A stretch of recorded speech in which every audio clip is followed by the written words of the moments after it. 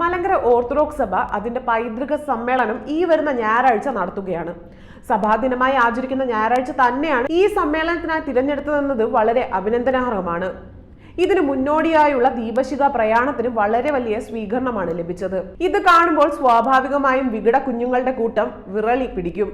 അതെ, വിറളി പിടിച്ചു കഴിഞ്ഞു. ഇപ്പോൾ വികട ഫേസ്ബുക്ക് പേജുകൾ മുഴുവൻ ഈ പൈതൃക സമ്മേളനത്തെ അപഹാസിക്കാൻ ശ്രമിച്ചുകൊണ്ടുള്ള ഫോട്ടോകളും പോസ്റ്റുകളും കൊണ്ട് നിറഞ്ഞിരിക്കുകയാണ്. പൈതൃകമുള്ളവർ അത് ഓർക്കും, അതിൽ അഭിമാനിക്കും, അത് ഉറക്കെ വിളിച്ചു പറയും. അതിൽ ലോക്ഷം കൊണ്ടിട്ട് എന്താ കാര്യം?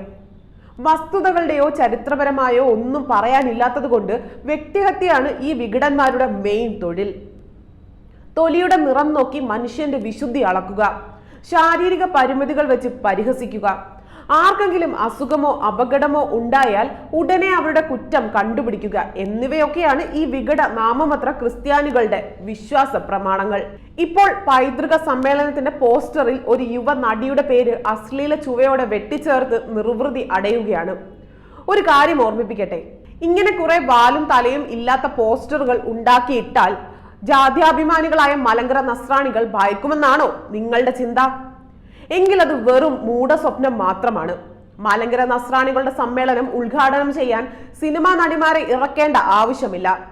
നടീനടന്മാരുടെ ആവശ്യമുണ്ടെങ്കിൽ അതിന് മലങ്കര സഭയിൽ ജനിച്ചു വളർന്ന നടീനടന്മാരുണ്ട്, കലാകാരന്മാരുണ്ട്, രാഷ്ട്രീയ നേതാക്കളുണ്ട്, സാഹിത്യകാരന്മാരുണ്ട്. അവരൊക്കെ സഭാസ്നേഹം മൂലം ഇതിൽ പങ്കെടുക്കും.